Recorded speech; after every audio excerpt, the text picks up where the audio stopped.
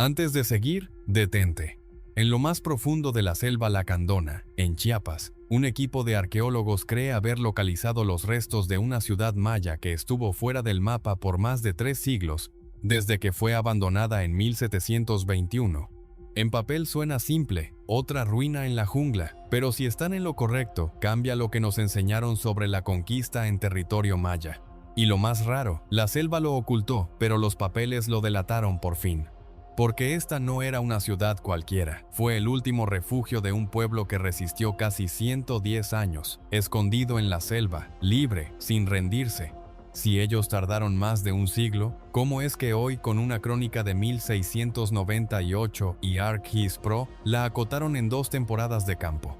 Antes de entrar, haz 2 cosas. Si te atraen los misterios reales contados como una investigación, no como leyenda, dale like y suscríbete.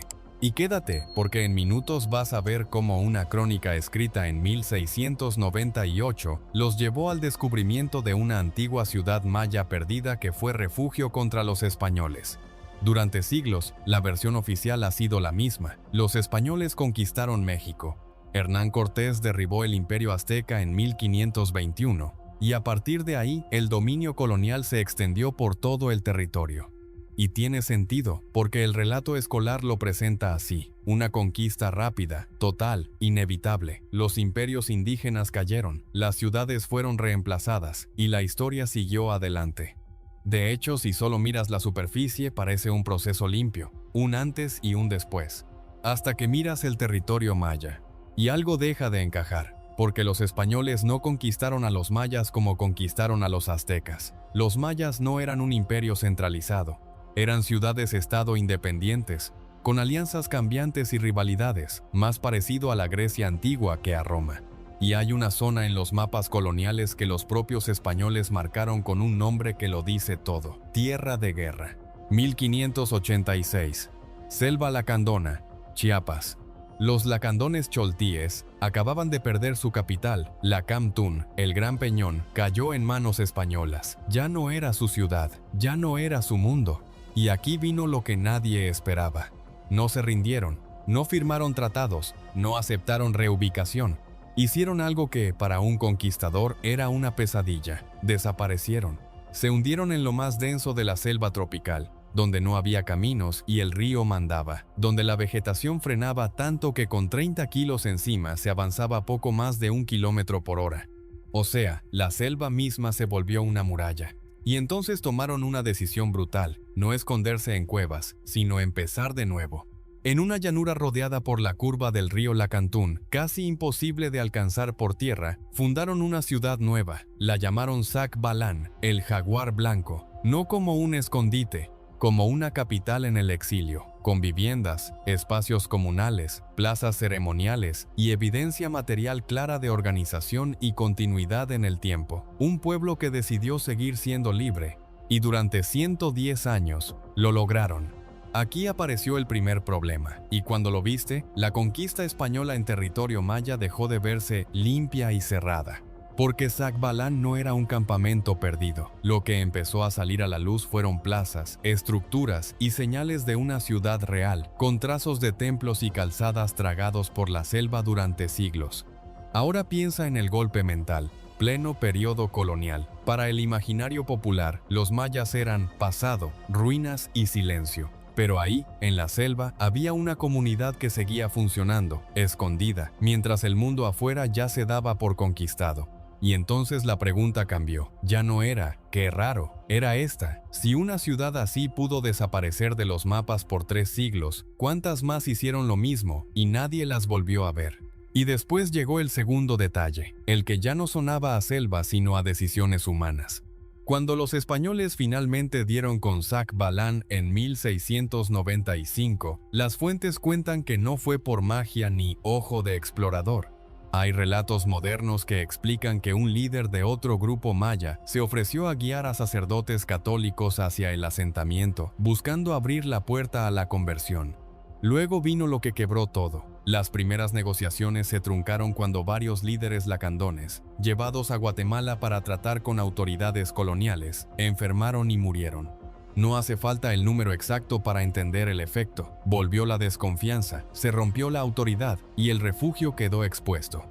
Y ahí el final fue rápido. Frailes y soldados ubicaron la ciudad. Fue sometida y renombrada como Nuestra Señora de los Dolores. Si querías una frase que explique el tono, el propio Inach citó a Jan de Vos así: este libro trata de un etnocidio, como marco para entender cómo un pueblo puede ser borrado sin que quede una escena épica para los libros de texto. Y el remate es oscuro. Según el mismo recuento que retoma de Vos décadas después, en 1769, un funcionario encontró en Guatemala a los últimos 3 sobrevivientes del pueblo de Dolores. 3. Eso fue lo que quedó. Entonces la pregunta final no era solo dónde estaba Zacbalán, era esta: ¿cómo se borra una ciudad entera del mapa y quién se beneficia de ese silencio? Durante 3 siglos, el misterio no se resolvió por una razón simple. No era que Zacbalán no existiera, era que la selva no dejaba llegar. El sitio se había abandonado en 1721 y la selva lo había devorado. Pasaron más de 300 años sin que nadie pudiera ubicarlo con certeza. La reserva de la biosfera Montes Azules era el candado perfecto, sin rutas fáciles, con ríos mandando el camino y una vegetación que se tragó templos y calzadas hasta volverlos invisibles. Y eso no era teoría. Incluso otras expediciones lo intentaron y no pudieron. En 1999, una expedición organizada por Conservación Internacional, en la que participó el propio Jan de Vos, fue infructuosa. La selva ganó otra vez. Por eso, en la práctica, Zacbalán quedó como una ciudad fantasma, no destruida del todo, no olvidada del todo, solo inalcanzable. Y lo inalcanzable, para la historia, se sentía igual que no existir. Hasta que pasó lo que nadie esperaba. Alguien dejó de pelearse con la selva y empezó a pelearse con los datos. Josué Lozada Toledo, investigador del INAH en Chiapas, no entró a ciegas. Se sentó frente a una pantalla y dejó que los documentos le marcaran el camino. Tomó la crónica del fraile Diego de Rivas de 1698. Ahí estaba la ruta, escrita como si fuera normal. Salieron de Nuestra Señora de los Dolores, antes Zacbalán, caminaron 4 días hasta el río Lacantún, navegaron 2 días, llegaron a El Encuentro de Cristo, donde se une con el río Pasión, y luego siguieron hacia el lago Petén Itzá, en Guatemala. Por fuera era solo un papel viejo, por dentro era una bomba. Esa crónica tenía 327 años y todavía guardaba distancias reales. Lozada georreferenció los lugares mencionados y convirtió 4 días en un rango posible. Y ahí entró lo que lo cambió todo. Con SIG y ArcGIS Pro metió capas del terreno, vegetación, cuerpos de agua y hasta el peso del cargamento por persona. Con esas variables armó un mapa predictivo y obtuvo un rango aproximado de dónde podía estar Zacbalán. Entonces hizo la parte más peligrosa, marcó un punto y fue a buscarlo. Y lo que volvió esto escalofriante fue que, después de 2 temporadas de campo, encontraron evidencia arqueológica justo en el lugar que había señalado, cerca de los ríos Jataté e Ixcán. El plan fue simple y despiadado: llegar al punto exacto que el modelo había marcado y ver si el suelo decía sí o no. No iban a ver qué salía, iban a buscar evidencia del tiempo correcto. El periodo en que, según los documentos, este grupo mantuvo su independencia después de 1586 y hasta 1695. El proyecto fue codirigido por Brent Woodfield y Yuko Shiratori, con la participación de Lina y de Josué Lozada Toledo, quien había armado el modelo con SIG. Y sí, la travesía quedó documentada con financiamiento de Discovery Channel, pero en el mapa todo se ve fácil, en la selva no. Lozada lo dijo sin filtro: fue el recorrido de campo más pesado que había vivido. La diferencia es que esta vez iban con una cosa que los exploradores del siglo XIX no tenían: internet satelital. Hicieron lo que hace una investigación seria: repitieron, verificaron y volvieron a verificar. 2 temporadas de campo para mapear el sitio y abrir pozos de sondeo, buscando definir su ocupación. Y entonces empezó a pasar lo que no debería pasar si estabas equivocado. Entre raíces y lodo aparecieron cimientos de piedra, fragmentos de cerámica, evidencia de estructuras de vivienda, cosas que no llegan solas a un lugar vacío. Y hubo un detalle todavía más incómodo. Las fuentes periodísticas reportaron restos de una iglesia, una pista clara de ocupación en época colonial. Ahí el hallazgo dejó de ser una corazonada y se volvió un veredicto. Porque cuando el terreno coincidía con lo que el modelo había predicho y la evidencia aparecía justo donde había caído el dedo en el mapa, ya no era quizás, era aquí. Y con esos indicios, el sitio quedó inscrito oficialmente como Sol y Paraíso, probablemente Zac Balan.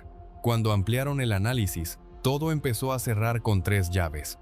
Primero, la geografía. Las fuentes coloniales decían que el enclave estaba en una llanura rodeada por la curva del río Lacandón, y el sitio que registraron encajó con esa descripción como si alguien lo hubiera calcado. Segundo, la lógica de la ruta. El modelo con SIG y ArcGIS Pro no buscó una ruina, buscó un rango posible, usando días de caminata y navegación de la crónica de 1698. Y cuando fueron a campo, el lugar apareció justo cerca de los ríos Jataté e Ixcán, tal como había apuntado el análisis. Tercero, el nombre que lo dejó marcado para siempre. El INAH lo inscribió como Sol y Paraíso, probablemente Zac Balan. Esa palabra probablemente era clave. No era un mito confirmado al 100%, era una hipótesis con evidencia acumulándose. Y ahí vino el golpe narrativo. Porque si esto era Zac Balan, entonces no era otra ruina maya. Era una ciudad real, con gente real, que sostuvo su independencia durante 110 años, hasta que frailes y soldados llegaron en 1695 y la renombraron como Nuestra Señora de los Dolores. Eso rompía la versión escolar de todo terminó rápido. No en el mundo maya, no en estas selvas. De hecho, Zac Balan quedó entre los últimos reductos, y 2 años después, en 1697, cayó Noj Petén en el Petén Itzá, considerado el último reino maya independiente de Mesoamérica. O sea, cuando Tenochtitlán ya llevaba casi 2 siglos caída, todavía había capitales mayas resistiendo, escondidas, funcionando. Y si querías el resumen en una imagen, en el lenguaje colonial, esas franjas de selva eran la tierra de guerra, no por poesía, sino porque entrar era pelear contra el territorio. Ahora venía lo peor, porque el hallazgo no tocaba solo un sitio en Chiapas, tocaba la idea completa de qué significa desaparecer a un pueblo. Después de que Zac Balan fue divisada en 1695, el sistema colonial la sometió y la renombró como Nuestra Señora de los Dolores. Y ahí encajaba la frase con la que Jan de Vos abrió su historia. Este libro trata de un etnocidio. No era un final con llamas, era un final con papeles, nombres nuevos y silencio. Y durante siglos funcionó.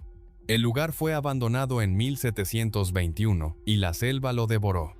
Pasaron más de 300 años sin que pudiera ubicarse con certeza, hasta que alguien hizo lo contrario a lo que hacía un explorador. En vez de entrar a ciegas, Josué Lozada Toledo tomó la crónica de 1698, la convirtió en datos y con SIG y ArcGIS Pro armó un modelo predictivo para acotar un rango realista en el mapa. Y ese método no quedó como anécdota. Terminó publicado en la revista Chico Mostoc, con el caso de Zac Balan como ejemplo de cómo localizar sitios perdidos en la selva lacandona. Ahora suma a esta escala. La reserva de la biosfera Montes Azules tenía 331.200 hectáreas. Era un océano verde. Y por eso el siguiente miedo era lógico. Si se aplicaba LIDAR y prospección a mayor escala, podían aparecer más trazos, más plazas, más nombres borrados que seguían ahí abajo, esperando. Y ahí cambió la pregunta final. Si una ciudad pudo quedar fuera del mapa por 3 siglos, ¿cuántas más resistieron, se apagaron en silencio y nunca volvieron a ser encontradas?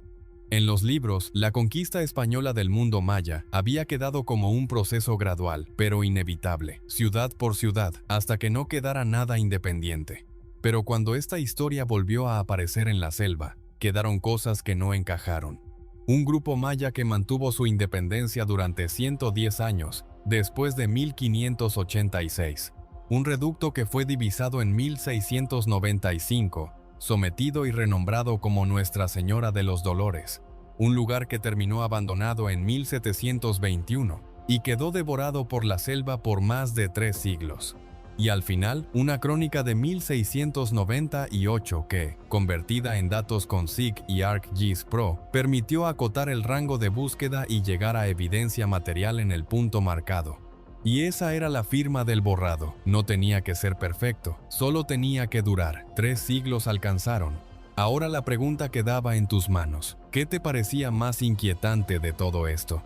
Que la selva hubiera protegido lo que el sistema colonial no quería que existiera. Que un cambio de nombre y el silencio fueran suficientes para borrar a un pueblo de la memoria. O que lo más grande todavía no estuviera a la vista, porque si esto se escondió 3 siglos, quién sabe cuántos sitios más seguían ahí abajo. Déjalo en comentarios y decime qué parte te pegó más. Compartilo con alguien que todavía crea que la conquista fue rápida y total, porque en la selva lacandona esa idea no había alcanzado. Y suscríbete, porque si una crónica de 1698 pudo guiar a un equipo hasta un lugar que la selva escondió por 3 siglos, imagínate qué más podía estar esperando.